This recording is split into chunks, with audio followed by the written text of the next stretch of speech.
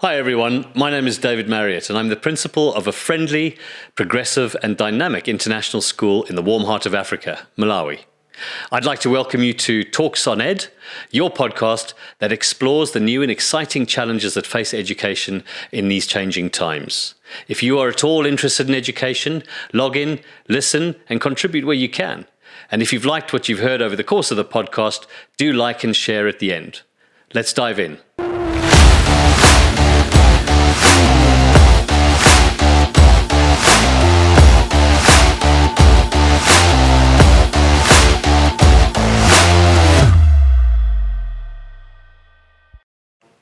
Hello everybody, welcome to the studio at St Andrews, where we're going to be talking a little bit about, or a series of podcasts about the rollout of our e-learning at St Andrews platform that we've had here over the last 7 weeks. We've had an incredible success with this platform, as I've mentioned before. We're experiencing regular engagement of in excess of 70% across the board from early years up to year 6. So it's incredibly successful for us. And part of that success has been because of the structured and well thought out rollout of this. So I'm joined today in the studio by Andy Liles, who is the teacher who has spearheaded the rollout from the word go, from that initial conversation. Hi, Andy. Hello. I think probably a good place to start is that initial conversation we had about the when we talked about anticipating a school closure and what we were going to do and how we were going to use our resources to actually manage that. What was your kind of initial thought about that? The emotion was terror. I don't know. Okay. I remember the first time that you came down, and it was, I think, at a break time, just taught, and it was a funny time because the COVID-19 was coming. We knew it was. We knew that things were going to be disrupted in some way, and we just had the news that the inspection was cancelled or was going to be cancelled. And I think I can't quite remember if the news had already got out, but staff were already on a bit of a downer about that. They were looking forward to it, and then so you came down and you said, Google Classroom. What do you think about rolling it out to everybody? You've got something like 2 years or something like that, because it's a lot to learn for everybody. And of course, it was probably you had it in mind for what we would do eventually if we would shut, and knowing that if we were going to close, we were going to close quite soon. I had a lot of reservations about it because it's a big platform. There's a lot to learn very quickly, not just from the staff's point of view, but from the parents and from the children's perspectives too. And to turn around, setting it up and rolling it out really quickly was going to be a challenge. Yeah, and I think I probably was slightly naive in thinking that might be an easy sort of job. And so it came down to the year 6 classrooms, of course, because I knew that you'd been using Google Classrooms for various homework tasks and that sort of thing. But I think it's fair to say that the actual platform is huge in comparison, which was with what was being used at that time. Yeah, certainly. And the way that we would use it was just for homework, and it worked reasonably well, but it wasn't used perfectly by the students, and we really barely scratched the surface as to what it could do. So I had a conception of it not being necessarily the best platform, and I had to learn an awful lot about it before realizing it was actually far more intuitive and far more user-friendly for teachers, even teachers who had relatively little experience with it. Factor in as well the fact that when it came around and the nature that it came around, us having to get an e-learning platform ready became the sole priority. Whereas beforehand, there's so many other things going on, so many other projects that people are running as part of the nature of a school that's got a really wide leadership structure. But as soon as the seriousness and the enormity of the situation came, that we had to put this out, and had to put this out quickly, the e-learning platform became priority, the sole priority. And when that happened, things happened really quickly. And I remember the staff meeting that you held where we had everybody in saying, well, we're going to be setting up this platform. We've got to make it right. And I think that focused everyone's attention, despite the fact that everyone was still reeling from the cancellation of the inspection and everything else. And that meeting, I think, laid the groundwork for what was going to be the CPD. Mm. And the CPD, I mean, it was obviously we were taking quite a proactive approach, but the CPD was, it kind of grew a lot, I think, in those first few days. I think between that meeting that I had with you and the actual inset day, we had a week? Was it a week? Something like a week. And included in that was a meeting with the leadership team, where we pretty much had a blank sheet of paper and we had to really get ideas from everybody as to what we could imagine it looking like. And that was so difficult because none of us have ever done a distance platform before. Yeah. Most around that table had never used Google Classroom before. And we had no idea at that time the amount of work it would require for teachers to be trained up and then to get into the rhythm of putting work out there that was of a good quality, that would engage students, that would be understood by parents. So we had to throw something together, and it was a starting point. And I think we've come to this point now, and we saw it increasingly as a starting point, and it's become very fluid since, that everyone can do increasingly their own thing, and we've learned very quickly from that process. No, it's been an incredibly steep learning curve. I mean, from very early on, I've just got written here in my notes, from very early on, we were very conscious of the fact that we had three key groups of people that we needed to train, put CPD in place, whatever you might want to say. The first was obviously the teachers. We've talked a little bit about that. Second was students, and you've touched on that a bit. And we did hope that we would have a bit more time to actually get the students skilled up. Those that weren't used to using Google Classroom, we hoped that we had a bit more time to get them skilled up. But the one stakeholder group that we had very little knowledge about, although we suspected we would have, that would be quite a challenge, was our parent group. Yeah.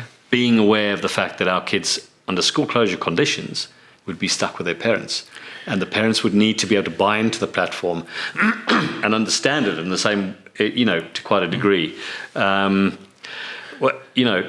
wonder, perhaps we can touch on a few of the areas of CPD that we actually put in for the different groups.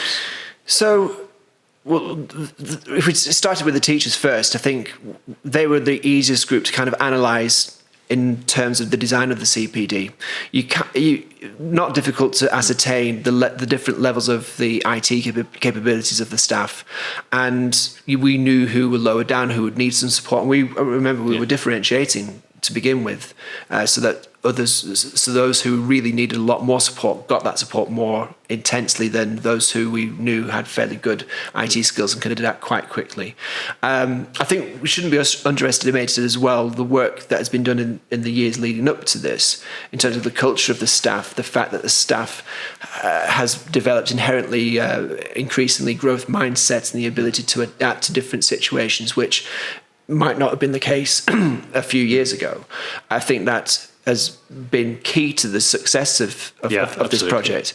So once you've taken that into consideration, then we had to consider what the CPD needed to include, and that included getting rid of any misconceptions as to what an online platform like Google Classroom was, and we did that immediately. And once people started to see it, and they have many tasks that they did on the day of the main CPD that got them used to the platforms. They could start to see for themselves what they could do. They could start to imagine as well what they would do for their own classes, which has been a really positive step forward. Then they could take the stuff that we shared and then start to make it their own, which is the beauty of Google Classroom. It's a platform that allows the teacher to deliver the content in their own way, as opposed to a platform where work is provided and the thinking and the process of putting resources and materials together for students is taken from the teacher. That agency is taken from the teacher and handed over to somebody else. And for me, utilising the Google Classroom fully, I think, is a big part of why we've had quite a successful student buy-in and parent buy-in ultimately too. I think it's key. You touched on this. I mean, it's absolutely key that the Google Classroom platform is fantastic, but it is a platform. And one of the things that has given us our huge take-up by students is, as you touched on, the fact that each teacher's classroom has started to become, it's grown its own personality. Yeah. And that's been really important. Without that, because we actually started off, if you recall, we started off by putting into place sort of various regulated things that people had to do. For example, teachers were supposed to contact every student every week for a 15-minute phone call to, touch in and catch up and whatever. And some teachers have dropped that, and they've molded it to to a different way, group meets, that kind of thing. And Google Classroom has been fantastic at facilitating all of that. But what's been the real success of this is the teachers that have made the classroom their own, and that's what gives the students the willingness to buy into it. I think. Certainly. I think your classroom has been very, very successful in that way, because very early on, you started off by giving it your personality. It's that's ultimately what students need. They need at every age group. They need to feel that they're in touch with the teacher. They're in touch with they're in touch with their peers. And the Google Classroom for me is wonderful, because Google provide the tools. They don't provide any lessons. They don't provide any pre-made materials at all. You can probably find them, but without finding anything, it's a blank canvas, and that allows you to make the classroom reflect you as a person. It also gives students the chance to contribute to it as well, so that they feel, even though we're not sharing a room, that they feel that they're with their teacher. And additionally, the Hangouts meet and how that's been integrated in the last few weeks and been made increasingly easy for students to access. It makes not live learning as the sole way of learning happen, but you can still do the meetings, you can do group sessions, and the children look forward to that. I'm learning the more fun that you can make those as well, the more that students turn up to. Sure. So it's so flexible that any teacher with any style can make it work for them. And like I've said before, how intuitive it is for me what's really impressive. And Google continue to improve it too. So the teachers were the first stakeholder that we had to consider, and we had to consider the students as well. And we remarked before about how year sixes have been working with the Google Classroom for the academic year up to the point, so they were quite familiar with it. But the vast majority of our students had never worked with it before. And in an ideal world, we would have done the training with the teachers that we delivered that Thursday, and then have a week or so to really face-to-face train the students up in with how to use the Google Classroom, and we were never afforded that because, as you know, the school closure announcement came, and that put everything into it set day zero for us far earlier than we would have liked, and therefore what would have been ideal we couldn't deliver because we couldn't train the students up before closure. So that was a big challenge, and I wonder what your perspective is on that from the different classes perspective. I think, certainly further up the age range, it has been easier because the children obviously are more able to take on new skills from a technology point of view. And also, like you said, the year sixes have been using Google Classrooms quite a lot already. So that has been quite good. But from an outsider looking in, really, because watching the staff really take this on and moving in such, going from not knowing anything, many staff not really knowing how to use this on the Thursday to a full rollout on Monday morning, which was our day zero, was an incredible feat. And obviously the first week or so was spent trying to give the children sort of orientation tasks on the classroom, which actually was really effective. And so even though we couldn't take them on and do that at school, we provided the opportunity remotely, and that worked really well, I think. Certainly, I think parents appreciated that as well, that the first few days, the first week or so, was going to be everybody finding their feet. Yeah. Then themselves, they would have got shopping lists for things to get. They would have had to really think about the technology that they have at home.